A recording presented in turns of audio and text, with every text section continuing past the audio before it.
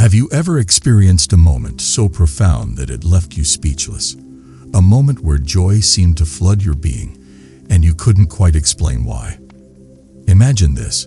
A song begins to resonate within you, a melody you've never heard before, and suddenly you're drenched, not in water, but in a sense of inexplicable bliss. Your heartbeats turn into music, and every breath you take feels like a mystery. When you open your eyes, the world looks new, filled with wonder. When you close your eyes, the mystery deepens. Have you ever felt this kind of astonishment? It's as if nature itself is celebrating, and you are both the guest and the festival. But here lies the question. What is the source of this joy? Is it because you've come closer to nature, or is it something even greater, a reunion with the essence of existence itself? Imagine if this joy was nature's way of bearing fruit through you. It would feel as if flowers were blooming within you, as if thousands of melodies were weaving a festival of light and life all around you. Yet there's another possibility. Could it be that you found something you didn't even know you'd lost? That someone, your true self, perhaps, has returned home, and existence itself is celebrating your arrival. This journey of joy can lead to two outcomes. One is liberation, where every last shred of ego melts away in the warmth of this cosmic celebration. You become the ocean, losing the wave that once defined you. But there's a danger too. What if in the height of this joy, a thought arises? I have achieved it. That single thought, born of pride, could pull you back to where you began, or even further. Have you ever wondered what separates wisdom from ignorance at such a moment? The wise say, God has found me, while the ignorant say, I have found God. Can you sense the difference? The wise melt into the divine like a child resting in a mother's lap, while the ignorant cling to the idea of achievement. The closer you get to the ultimate truth, the more vigilance you need. It's ironic, isn't it? The more you receive, the more you risk losing everything. Standing at the temple's door, one final test awaits. Can you let go completely, or will the remnants of your ego hold you back? Consider this. Have you ever held onto a small achievement, believing it to be the ultimate prize? A glimpse of light, a fleeting sense of energy. These are just games of the mind. They are like trees on the roadside. If you cling to them, how will you move forward? To advance, you must let go. So, where do you stand? Are you the wise, who surrender completely, or the seeker, entangled in fleeting experiences? Reflect deeply, for this decision shapes the entire journey. Only by letting go can you truly move forward towards the infinite. Chapter 1. Recognizing the fleeting nature of experiences. Have you ever held on to a moment, hoping it would last forever? Perhaps it was a moment of joy, an achievement, or even a sense of peace that seemed too perfect to let go. Yet, no matter how tightly you hold, such moments slip through your fingers like sand. Acharya Chanakya reminds us that wealth, youth, and life are unstable. This statement is not just about material possessions or physical vitality. It is a profound reflection on the impermanent nature of all experiences. Think about it. Life is a river, ever flowing, never stagnant. The joy you feel today may fade tomorrow.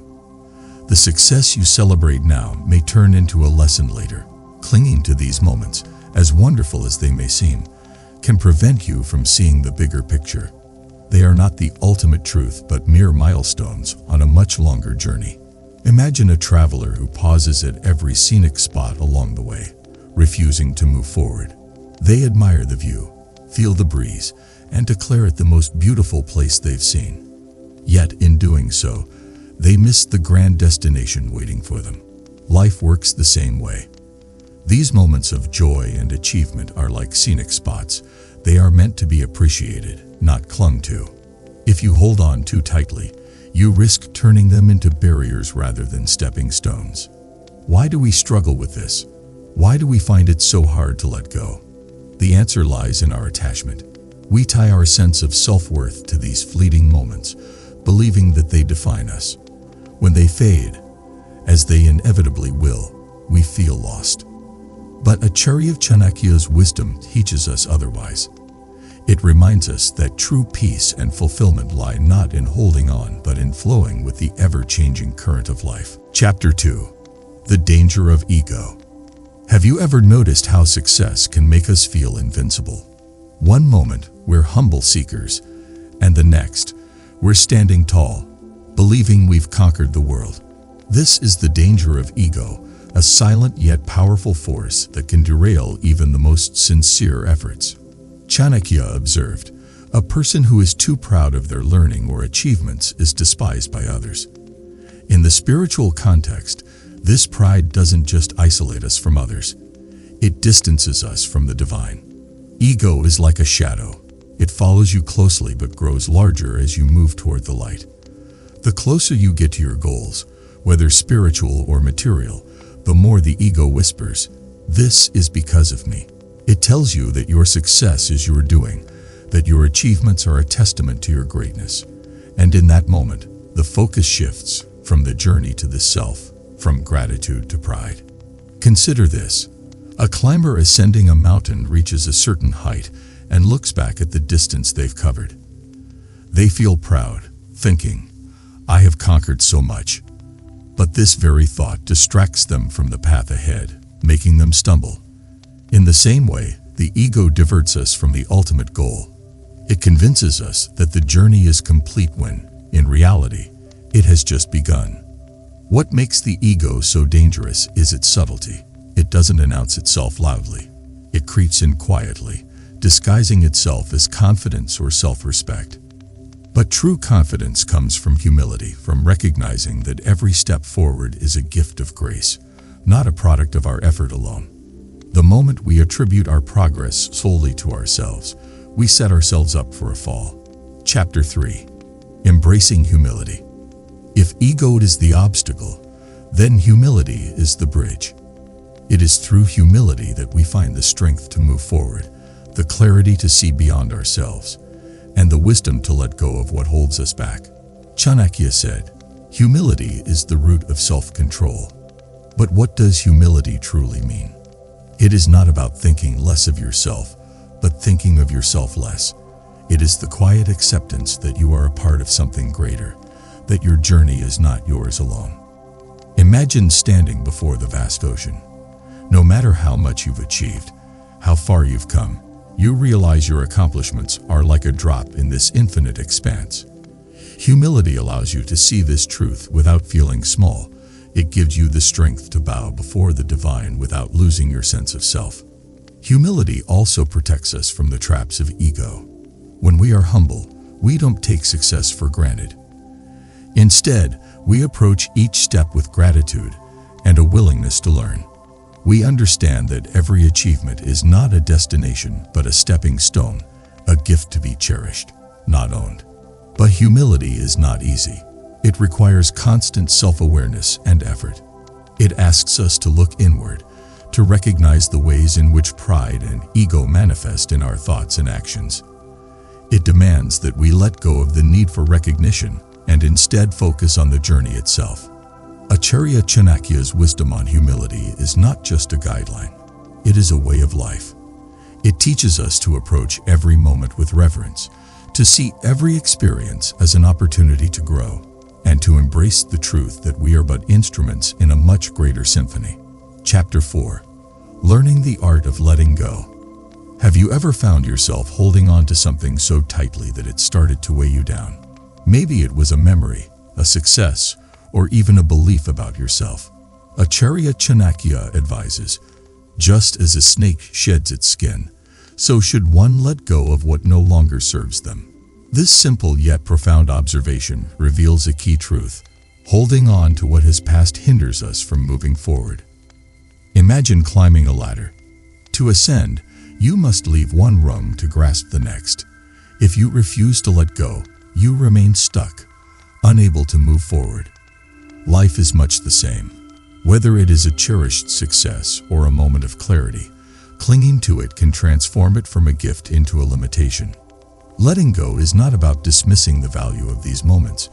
It is about understanding that they are steps in a much larger journey. But why is letting go so difficult? It is because of our attachment. We mistakenly believe that these moments define us.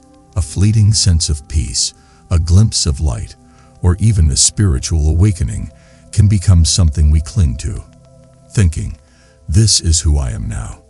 Yet, as Chanakya's wisdom reminds us, life is ever-changing. Holding on to one phase prevents us from stepping into the next. Letting go requires courage. It asks us to trust the process of life, to believe that what lies ahead is greater than what we leave behind.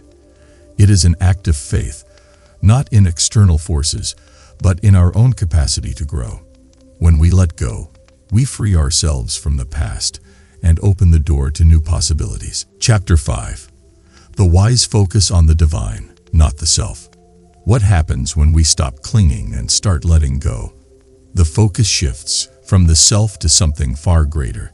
Chanakya wisely observed, "A learned man does not speak about his learning, just as a wise man does not boast about his wisdom." This principle applies to the spiritual journey as well. The truly wise do not see their progress as their own achievement. Instead, they see it as the grace of the divine. Consider the difference between these two statements. "I have found God, and God has found me." The first places the emphasis on the self, on personal effort and achievement. The second acknowledges the divine's role, recognizing that we are not the doers but the receivers.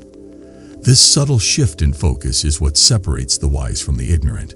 But why is this distinction so important? It is because the moment we claim ownership of our progress, we invite the ego back into the equation.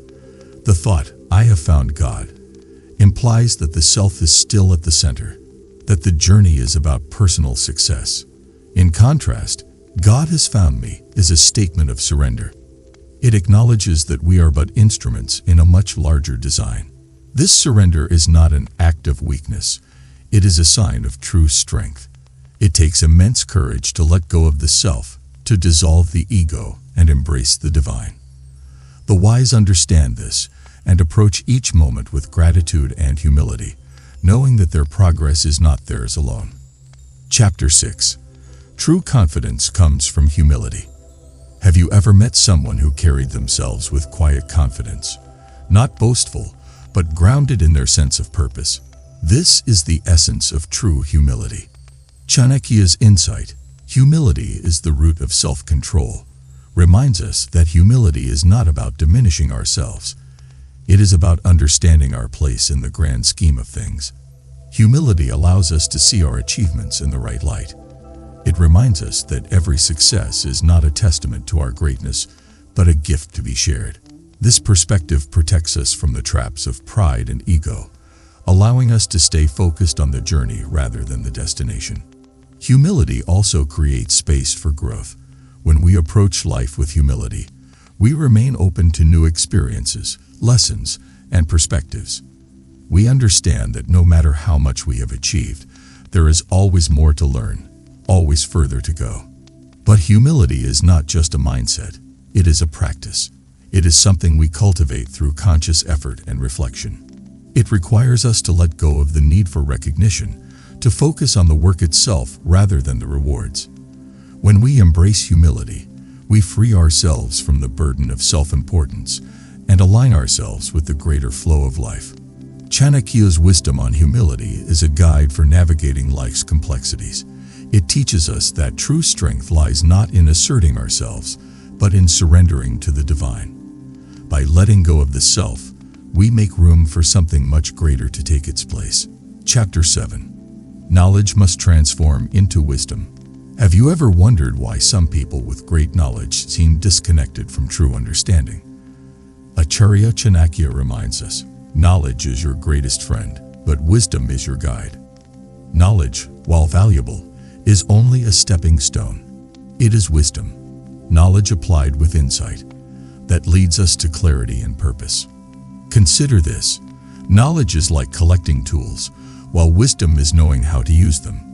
You can read countless books, memorize endless facts, and even perform rituals, but unless this knowledge transforms into a deeper understanding, it remains shallow.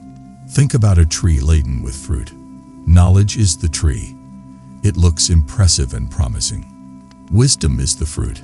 It nourishes and fulfills. Without wisdom, knowledge is incomplete, just as a tree without fruit is unproductive. The danger lies in mistaking knowledge for the destination. People often become proud of their learning, believing that accumulating facts equates to growth. But growth comes from applying what you know, from living it, from transforming information into action. Chanakya's wisdom reminds us that knowledge is only as good as the change it brings to your life. How do we make this transformation? By going beyond the surface. We must question, reflect, and internalize what we learn. Wisdom arises not from the accumulation of knowledge, but from its digestion, from understanding its essence and living by it. When knowledge becomes wisdom, it becomes a light that guides us, not a burden that weighs us down. Chapter 8. True joy comes from alignment with nature. Have you ever felt a sense of peace in the middle of nature? Perhaps while watching a sunrise, hearing the rustling of leaves, or feeling the cool breeze on your face. That feeling is not an accident. It is the result of being in harmony with the natural world. Chanakya wisely observed, one should adapt according to circumstances, like water taking the shape of the container. This principle applies not just to nature, but to life itself. True joy is not about controlling the world around us. It is about aligning ourselves with its flow. Nature operates in perfect balance. Seasons change, rivers flow, and life evolves. When we resist this flow, we create struggle and frustration. When we adapt to it, we find peace and joy. Imagine a river flowing effortlessly through the landscape. It does not resist obstacles but flows around them, carving a path in harmony with the terrain. In contrast, think about a stagnant pool of water cut off from the flow. It becomes murky and lifeless. Our lives are similar. When we align ourselves with the natural rhythm of existence, we experience joy and vitality. When we resist, we stagnate. But aligning with nature is not passive. It requires awareness and intention. It asks us to observe the world, understand its patterns, and find our place within them. It teaches us to let go of rigid expectations and embrace change as a natural part of life. When we do this, joy ceases to be something we chase. It becomes something we experience effortlessly. Chapter 9. Beware of the illusion of progress. Have you ever reached a point in your journey where you felt, "I've made it," only to realize later that there was still so much further to go? Chanakya warns us, what appears to be sweet may hide poison. This wisdom speaks directly to the spiritual and personal paths we walk. Small victories can often give the illusion of progress, leading us to believe we've reached the summit when we are merely at a resting point. The problem with this illusion is that it breeds complacency. You begin to think, "I've done enough," and stop striving for growth. This mindset is a trap, as it prevents you from seeing the greater journey ahead. Think about a traveler who stops at a hill, admiring the view and declaring it the peak, only to discover later that the real summit is still far beyond. Why do we fall for this illusion? It is because of our desire for validation. We want to believe we are progressing, that our efforts are paying off. While this is natural, it becomes dangerous when it blinds us to the bigger picture. Progress is not always linear or measurable. True growth often happens quietly, without fanfare, in the moments when we least expect it. How do we avoid this trap? By staying vigilant and humble. By reminding ourselves that every step forward is just that, a step, not the destination. Acharya Chanakya's wisdom teaches us to celebrate progress without becoming attached to it, to remain focused on the journey rather than the milestones. When we do this, we protect ourselves from the illusion of progress and stay aligned with our ultimate purpose. Chapter 10. The power of surrender at the final gate. Have you ever faced a moment when it felt like everything you've worked for was just within reach, yet something held you back? Acharya Chanakya's wisdom reminds us that the final step toward true achievement requires not effort but surrender. He said, "The wise abandon the self at the ultimate threshold, for the self is the final barrier to transcendence." This paradoxical truth challenges everything we think we know about progress and success. As we approach the pinnacle of our journey, whether spiritual or personal, there is a tendency to grasp tightly. We cling to the idea of success, to our identity as achievers, and to the pride of having come so far. Yet at this stage, holding on becomes the very obstacle that prevents us from crossing the threshold. It is like standing at the door of a temple, unable to enter because you are carrying a heavy load that you refuse to put down. Surrender does not mean giving up. It means letting go of the illusion of control. It means trusting the process and allowing yourself to be absorbed into something greater. This is the moment when the ego must dissolve completely, when the self must vanish to make room for the infinite. Chanakya's insight teaches us that the final step is not about doing more but about being less. It is about shedding the last remnants of I to merge with the universal. This act of surrender requires immense courage and trust. It asks us to step into the unknown, to release even the desire for success, and to embrace the vastness that lies beyond. But in this surrender lies true freedom. The freedom to be one with the divine, unburdened by the self. Chapter 11. Beware of the ego's final stand. Have you ever noticed how, just when you think you've conquered a challenge, a new and unexpected difficulty arises? This is especially true in the spiritual journey, where the ego often makes its final stand at the moment of greatest progress. Chanakya warns us of this danger, saying, "The ignorant man celebrates his conquest, while the wise man kneels in gratitude." The ego is subtle and persistent. Even as we near the end of our journey, it finds ways to reassert itself. It whispers, "Look at how far you've come. See how special you are." This pride, however small, is enough to pull us back down the mountain we've climbed. It is the ultimate trap, one that transforms progress into a setback. Why does this happen? It is because the ego thrives on identity, on the idea of being someone or achieving something. At the final stages, when we are closest to dissolving this identity, the ego fights hardest to survive. It disguises itself as spiritual pride, as a sense of accomplishment, or as the belief that we have arrived. How do we guard against this? By practicing humility and vigilance. By reminding ourselves that true progress is not about achieving but about dissolving. The wise understand that the journey is never about the self, it is about the divine. They approach each step with gratitude, knowing that every bit of progress is not their doing but a gift of grace. The ego's final stand is a test of our resolve and sincerity.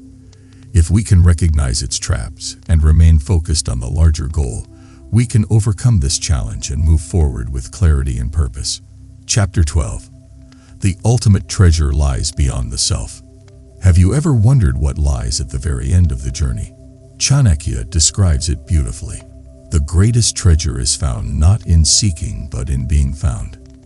This treasure is the divine, the ultimate reality that waits for us beyond the self. But to receive it, we must be ready to let go of everything we think we know about ourselves and the world. The journey to this treasure is not a straight path. It is filled with trials, setbacks, and moments of doubt. Yet every step prepares us for the final moment of union. By the time we reach the last gate, we are no longer seekers, we are ready to be found. What makes this treasure so elusive is not its nature but our own limitations. We approach it with the burden of self, our desires, fears, and identities. To claim the treasure, we must release this burden entirely. It is not about adding to ourselves but about subtracting, until nothing remains but the pure essence of being. Chanakya's wisdom teaches us that this treasure is not something we achieve. It is something we receive. It is the culmination of surrender, humility, and alignment with the divine. When we let go of the self, we do not lose anything. We gain everything. We become one with the infinite, no longer bound by the limitations of the ego or the material world. This ultimate treasure is not a destination, it is a transformation. It is the realization that we were never separate from the divine, that the journey was not about finding God, but about remembering that we are already part of Him. In this realization lies true freedom, peace, and joy. Thank you.